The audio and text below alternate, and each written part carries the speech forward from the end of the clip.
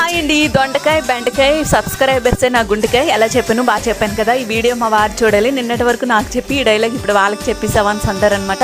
మా కర్రీ ఈరోజేమో బెండకాయ అనమాట. మీకు బెండకాయ ఫ్రై అంటే ఇష్టమా, పులుసు అంటే ఇష్టం అనేది కామెంట్ చేసేయండి. నాకైతే ఎలా ఉన్నా ఇష్టమే, కానీ పులుసు అయితే ఇంకాస్త కొంచెం ఇష్టం అనమాట. నేను ఎలా చేస్తున్నానో చూసేయండి.